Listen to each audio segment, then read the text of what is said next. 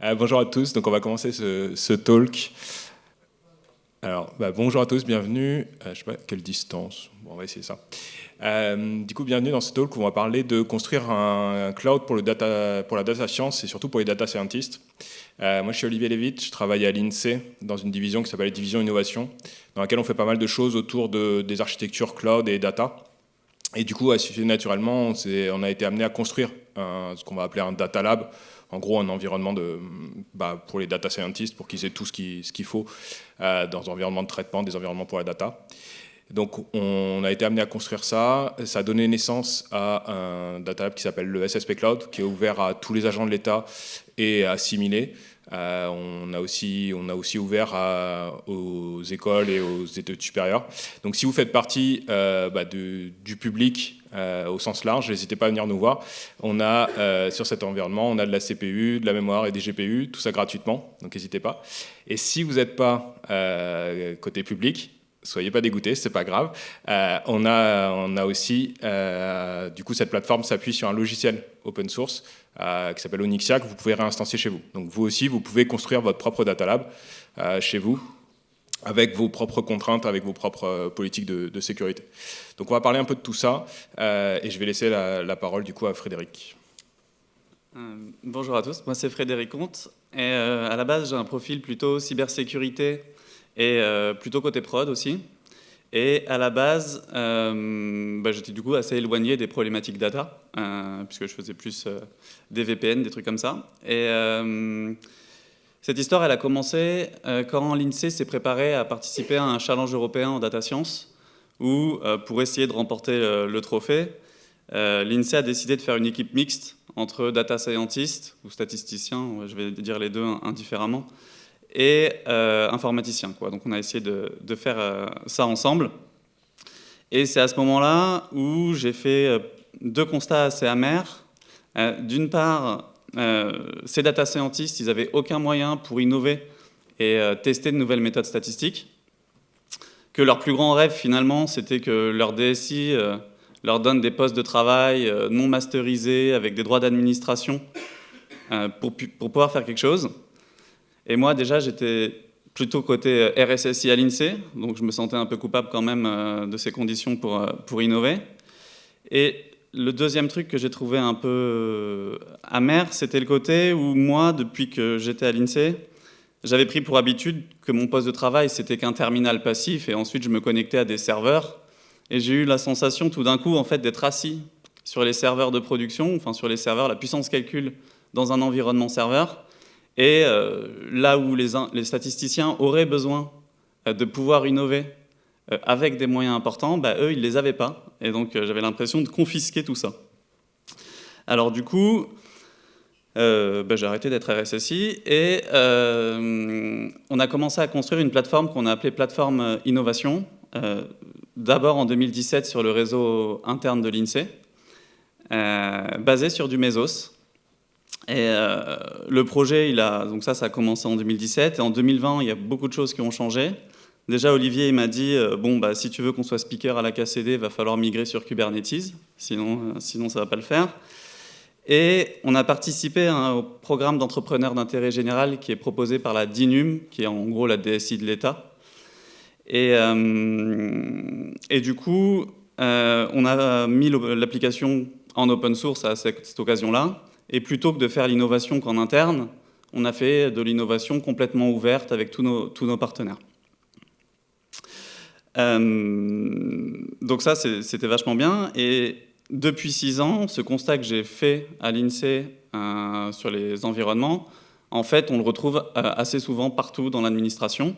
Et ça, je pense que c'est beaucoup lié au fait que les DSI, elles font beaucoup des projets de gestion, plutôt donc de l'informatique transactionnelle et moins orienté sur l'informatique analytique, et même où vous pourriez vous attendre que l'INSEE, c'est un peu différent, quoi. Pas tant que ça en fait. Quand même la majorité des efforts, et l'immense majorité des efforts, c'est fait sur tout ce qui est informatique transactionnelle, et finalement assez peu sur l'analytique en termes de moyens.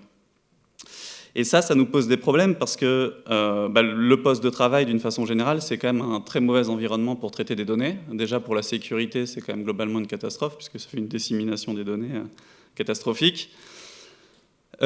Pour la reproductibilité, c'est très mauvais le poste de travail, c'est très difficile à redémarrer toujours dans le même état, quoi. Voilà, c'est pas un container. Et du coup, c'est pareil, pour l'onboarding de nouveaux utilisateurs, de nouveaux data scientists, il faut leur dire installez vos GPU, installez vos trucs. Donc l'onboarding est très mauvais aussi. Et tout ça pour avoir un résultat finalement qui scale pas du tout verticalement. Donc bref, on est très limité par la puissance locale de notre poste de travail. Et on ne profite pas du tout aussi d'une puissance, d'une scalabilité horizontale à l'échelle d'un data center. Donc globalement, c'est très mauvais. Et du coup, notre idée, en proposant cette plateforme sur Internet, c'était de dire on va proposer à tous ces gens qu'on a cités avant, vous pouvez demander des environnements volatiles à la demande en fonction de ce que vous attendez. Et du coup, on va pouvoir traiter des cas d'usage de formation. Donc c'est pour ça qu'on a donné à beaucoup les écoles.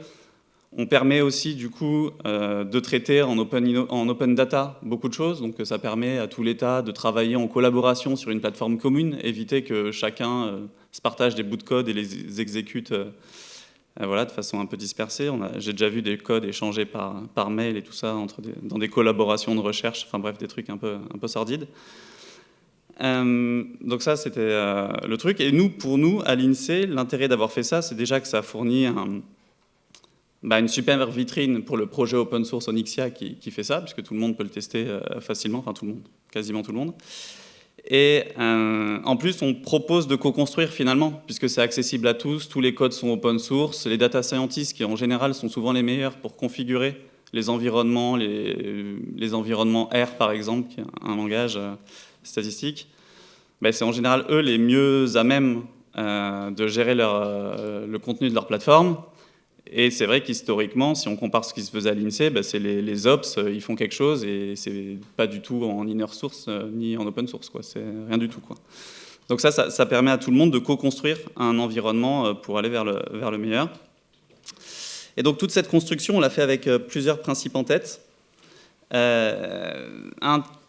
Un principe qui est très important pour nous, c'est l'enfermement propriétaire. À l'INSEE, depuis très très longtemps, il y a un langage de programmation qui s'appelle SAS, qui est, je crois qu'on a un peu plus de 10 millions de lignes de code en SAS pour l'ensemble de nos processus statistiques, développés par nos utilisateurs, enfin par les statisticiens de l'INSEE. C'est quelque chose dans lequel on est très enfermé, et la politique de cet éditeur est quand même assez agressive en termes tarifaires. Et donc ça, c'est un gros sujet pour nous. On observe aussi cette problématique d'enfermement propriétaire avec ce qu'on observe dans les études supérieures, où souvent, pour faire de l'analyse de données, les universités vont se reposer sur des offres en ligne comme Google Colab. Et ça pose des problèmes aussi de souveraineté, et c'est ça qui nous pousse à essayer de développer. Je ne dis pas quelque chose d'autre si bien, mais peut-être, pourquoi pas. En tout cas, essayer de se battre un peu avec la même philosophie de service à la demande, etc. Donc ça nous pousse à continuer. Et aussi, on se l'applique à nous-mêmes. C'est-à-dire que le logiciel qu'on développe pour faire tourner ce Data Lab, on ne veut pas enfermer les gens qui l'utiliseraient. On veut qu'il soit facilement supprimable, quoi. On ne veut pas faire une pieuvre sur laquelle tout le système d'information repose. On veut juste faire une petite brique qui fait les choses bien, élégantes, mais sans être enfermant, quoi. Et donc ça, on va peut-être vous montrer un peu plus tard comment on essaye de se l'appliquer. Ensuite, le deuxième sujet important pour nous, c'est essayer de trouver un chemin vers la production, parce qu'à l'INSEE, on a à peu près 1000 statisticiens développeurs qui développent plutôt en R, Python ou SAS, et plutôt 200 développeurs informaticiens qui sont plutôt sur des stacks Java, JavaScript, et Postgre pour la persistance. Et les statisticiens développent à l'origine dans des environnements, alors pas complètement poste de travail, c'est plutôt des VM Windows sur lesquels ils se connectent à distance, mais enfin ça ne change pas grand-chose. Et du coup, les codes qu'ils produisent, ils sont très très loin de pouvoir passer en production. Et on a même fait des trucs complètement absurdes, du genre parmi les développeurs statisticiens les plus avancés, qui savent développer des API de machine learning, par exemple en Python. Ouais, la DSI, elle a dit non, mais moi je fais du Java. ton API Python de machine learning, je vais la réécrire en Java, et c'est ça qu'on va faire tourner dans le data center. Donc des fois, c'est compliqué, et pour nous, du coup, la production, ça veut dire beaucoup de choses, mais on veut quand même essayer de trouver dans la plateforme l'idée de, on va proposer des outils qui permettent de faire du GitOps, ce genre de choses. Donc ça reste, même si le cœur du projet, c'était quelque chose avec des services interactifs, des services à la demande, pour commencer à rentrer et à faire de l'innovation, on n'oublie pas qu'il faut aussi trouver un chemin vers la production. Le dernier point qui est hyper important, c'est qu'on voulait construire une plateforme 100% cloud native. On ne voulait pas construire Onyxia, on voulait se dire, travailler des données, ça se fait aujourd'hui avec de la containerisation et du stockage objet. C'est un peu ça la décision d'architecture forte qu'on a pris comme partie. Puis Onyxia, c'était juste l'expérience utilisateur qu'il nous fallait en plus. Pour expliquer ça, l'intérêt de ces technologies cloud natives, la partie containerisation, c'est assez évident par rapport aux limites que j'ai dit sur le poste de travail. Ça scale bien, c'est hyper reproductible, donc ça a plein d'avantages. Ça centralise un peu sur le data center les accès à la donnée, donc c'est plus simple à gérer aussi côté sécurité. Donc ça, c'est des atouts importants. Par contre, c'est vrai que l'utilisateur, lui, on va un peu le chahuter, quoi, parce qu'il a l'habitude de travailler sur son Windows, avoir ses données sur son file system local. Là, on va lui dire, tu vas démarrer des environnements qui durent un temps. Tes données, elles seront sur S3, donc tu ne pourras pas cliquer sur ton file system comme avant dans ta VM. Et ton code, tu vas le mettre sur Git. Et si tu commits pas sur Git, peut-être que tu vas perdre ton code, quoi. Du coup, pour nous, c'était aussi une façon de les forcer un peu à adapter des bonnes pratiques et à se comporter un peu plus, côté statistique, à se comporter un peu plus comme des informaticiens, au moins sur le versionnage de code. Le deuxième point qui est important, et là il faut se tourner plutôt vers des technologies big data, c'est que si on revient en arrière, il y a tous ceux qui sont partis sur les environnements big data avec la stack Hadoop. En gros, ça a émergé à partir des travaux de Google en 2003, avec les travaux sur Map and Reduce et sur GFS, le file system distribué. En gros, l'idée fondamentale, c'était de dire, si je veux faire de l'extensibilité horizontale, pour éviter de refaire encore de l'anglicisme, si on veut faire de la scalabilité horizontale, je vais pouvoir, si je veux par exemple compter les occurrences d'un mot dans un texte hyper long, je peux couper mon texte en plein de petits morceaux, les mettre sur des serveurs, faire les sommes partielles sur l'ensemble de ces serveurs et échanger sur le réseau que ces sommes partielles. Et donc c'est comme ça on va dire, c'est avec cette colocalisation des données et des traitements qu'on a fait du big data à l'origine. Donc ça a pas mal connu sa période de buzz autour des années 2010, je dirais. Et malheureusement, cette colocalisation, elle arrive avec un couplage fort entre la capacité de traitement et la capacité de stockage. Et ça, finalement, c'est devenu quasiment un problème parce que aujourd'hui, il y a plutôt l'intelligence artificielle, ces choses-là, qui vont nécessiter plutôt un découplage, c'est-à-dire avoir peut-être des environnements GPU, donc qui coûtent cher. Donc cette théorie de dire je peux avoir plein de serveurs pas chers, c'est un peu fini. Et donc on va plutôt préférer, du coup, une plateforme découplée, et donc Kubernetes plus S3, c'est assez intéressant pour ça, pour arriver plutôt à ce découplage et changer un peu le paradigme de cette technologie big data. Donc c'est un peu ça le sens de l'histoire. En plus, ça a quelques avantages parce que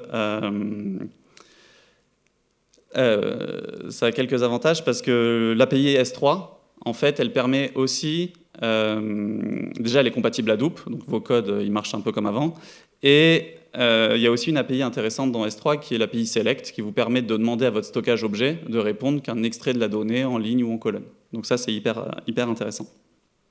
Donc concrètement, ce qu'on va proposer dans la plateforme Nano Data Scientist, c'est de bien séparer données, traitement et le code. Côté données, on va leur fournir un stockage objet, donc nous c'est du Minayo mutualisé, donc les gens ils ont chacun accès à des buckets sur S3, qui est chez nous on-premise. S'ils veulent représenter les données d'une autre façon, ils peuvent démarrer à la demande des élastiques, des Postgres, des Mongo, etc. Le data scientist, du coup, on va lui offrir un environnement de traitement à la demande. Il va pouvoir choisir sa puissance, etc. Il va démarrer des environnements tels que RStudio, VS Code, Jupyter, des choses comme ça. On va l'amener à aller plus loin et à lui faire du Spark sur S3 et sur Kubernetes en un clic. Il n'aura même pas à le configurer, ce sera directement présent dans la plateforme. Et pour aller trouver ce chemin vers la production, on va proposer par exemple des environnements de traitement batch avec Argo Workflow et des environnements de déploiement comme Argo CD, plutôt en mode GitOps, qui sont des exemples, mais au final, on pourra en mettre d'autres, quoi. Donc ça, c'est un peu comme ça le principe.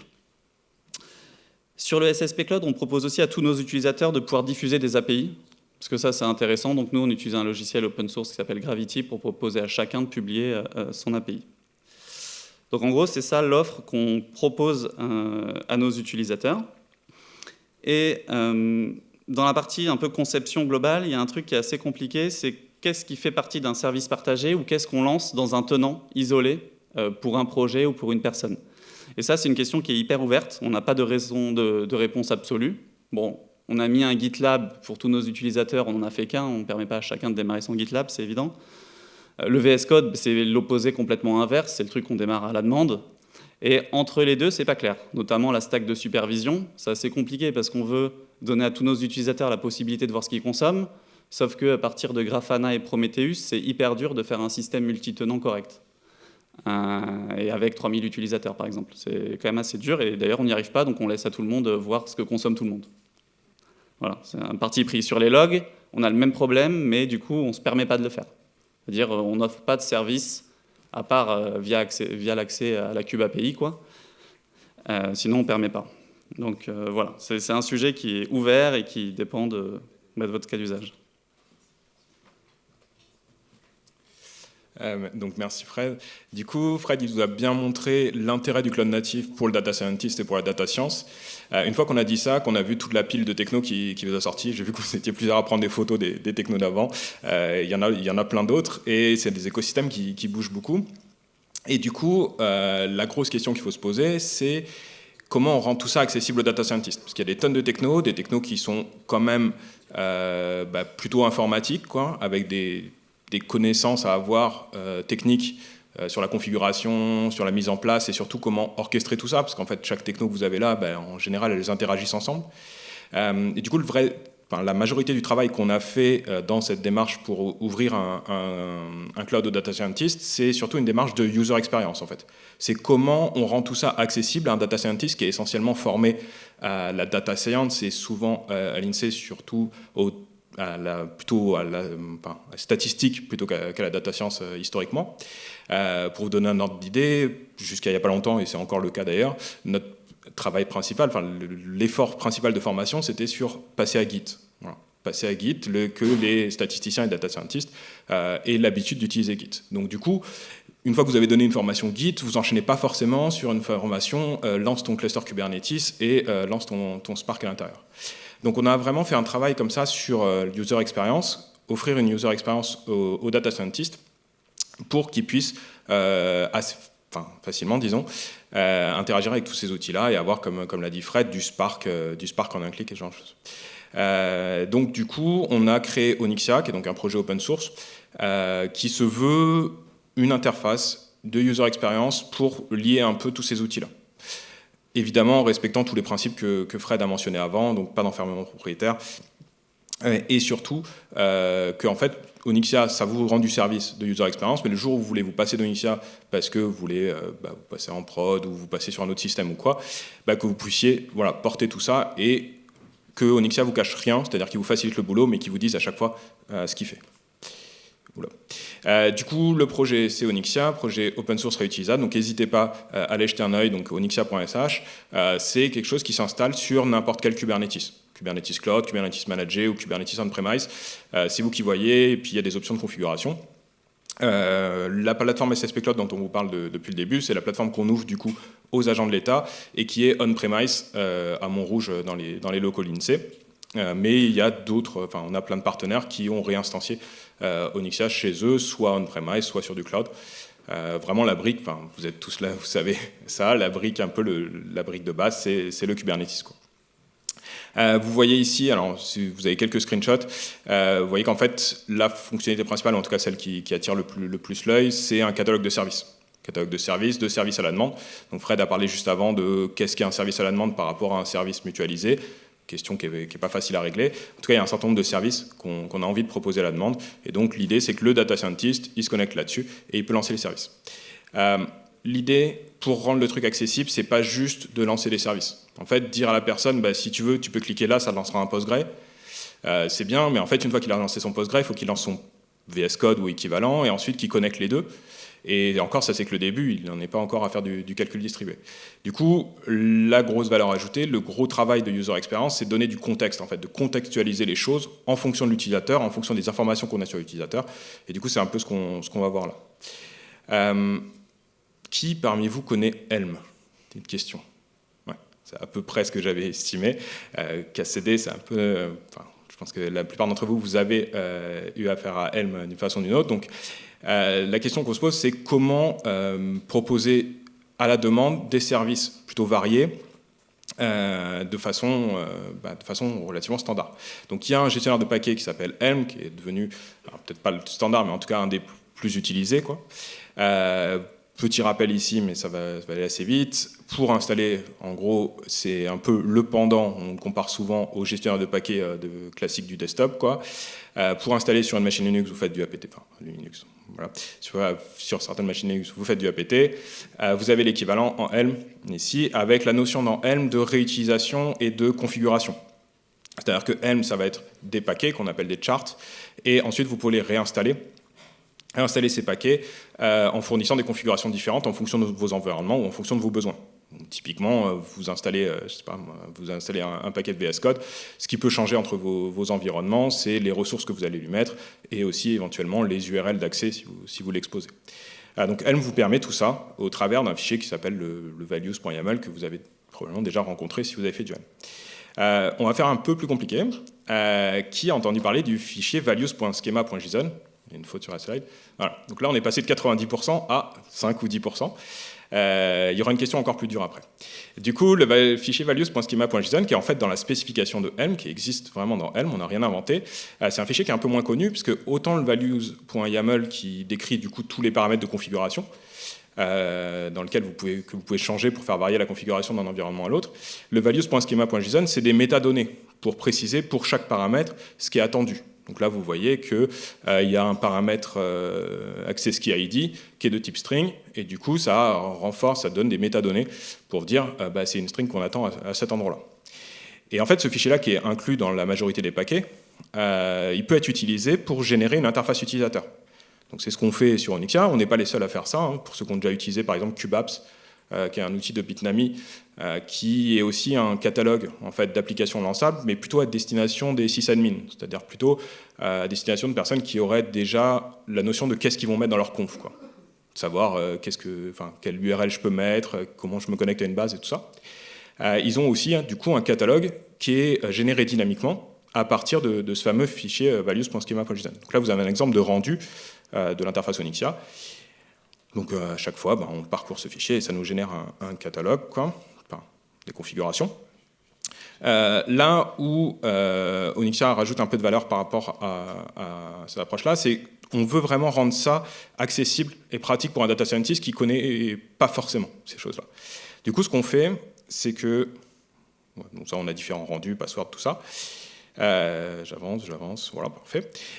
On permet du coup d'utiliser une syntaxe. Alors c'est là qu'on a un peu complété la spécification de Helm. Donc dans le values.schema.json standard de Helm, vous n'avez pas les paramètres Onyxia. Ça permet de préciser ce que Onyxia doit injecter en fait. C'est la notion d'injection de contexte pour donner du sens à ce qui va être déployé.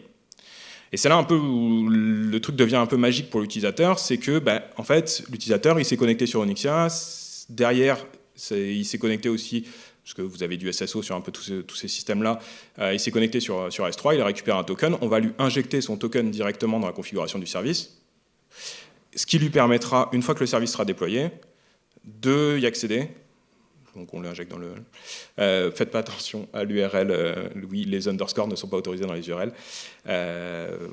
c'est compliqué de refaire des slides quand c'est des images. Voilà. J'ai plus formation Kubernetes que formation Figma, donc on n'a pas pu refaire cette slide-là.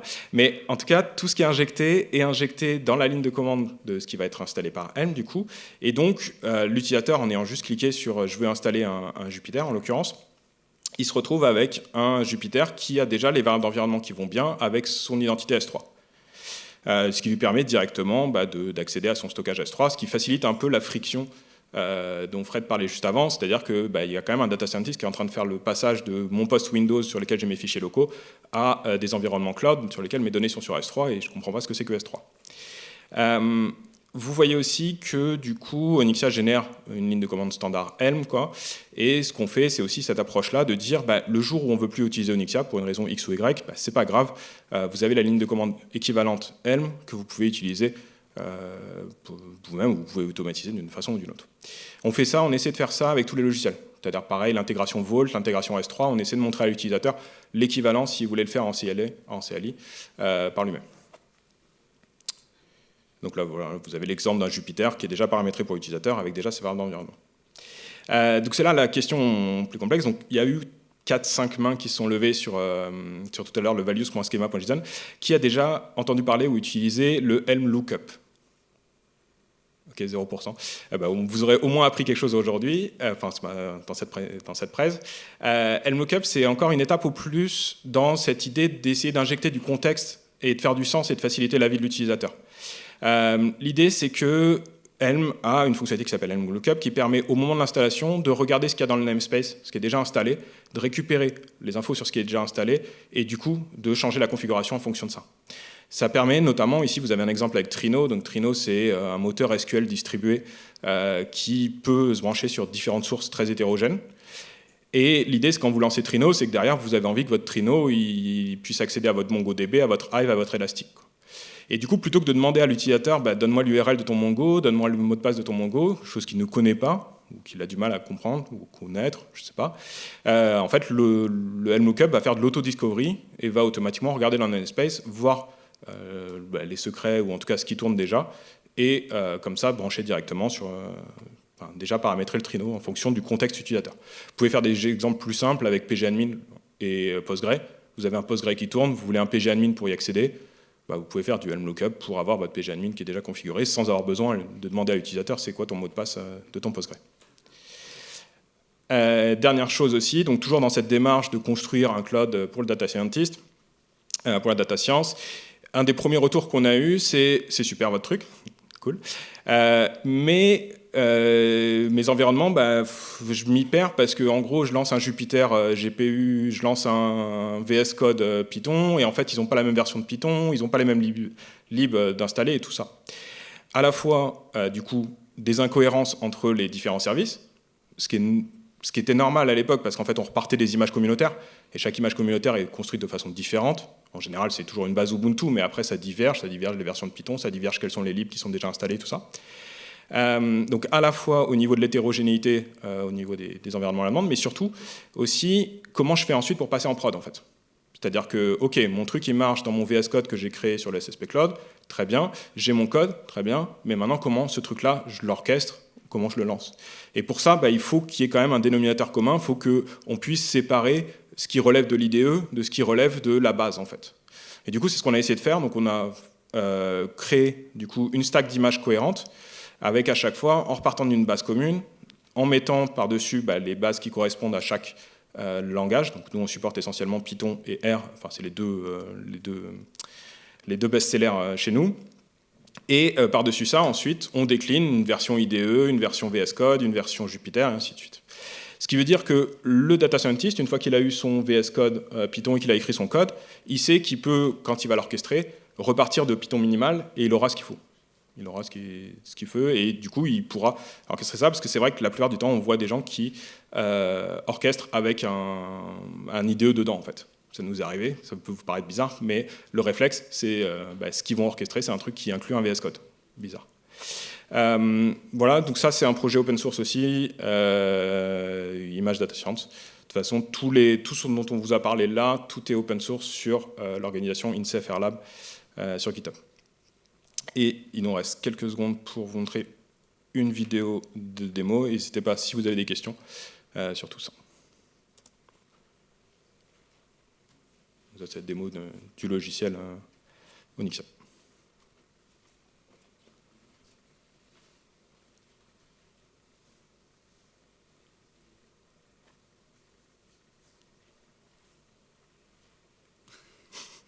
Pas trop de questions. N'hésitez pas si vous avez des questions. Sinon, je rappelle, du coup, si vous êtes dans les agents publics, n'hésitez pas à venir nous voir. On a des ressources pour vous, de la GPU, de la CPU, tout ça. Sinon, si vous êtes en dehors du public, n'hésitez pas à acheter un œil du coup à Onyxia et venir nous voir aussi. On vous aime aussi.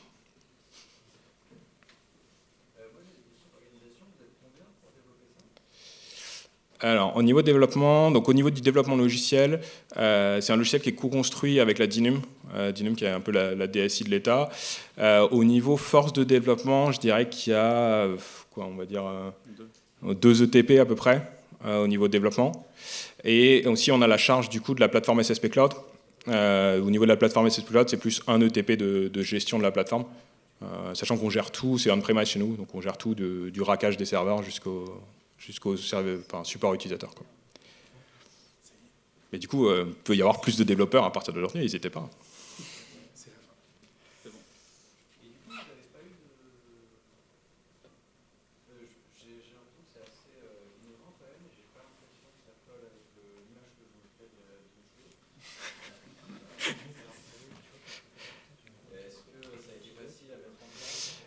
Alors, on s'est un peu battu. On a commencé en interne, mais l'avantage, c'est qu'on a commencé en faisant direct du service à l'utilisateur. On a fait du Shadow IT en fait au début, clairement. On a récupéré donc Fred une fois qu'il avait changé de poste et qu'il n'était plus RSSI, il a pu faire d'autres choses. Et du coup, on a vraiment littéralement récupéré des machines et on a squatté une partie de la salle serveur, quoi. Donc on a fait un Shadow IT. Ouais, j'aurai pas le temps de répondre, mais on pourra en discuter après. Mais maintenant, on est soutenu. Ouais. Donc pour les autres questions, vous pouvez aller les voir directement. Ouais. Il y a un autre speaker qui attend ensuite. Merci.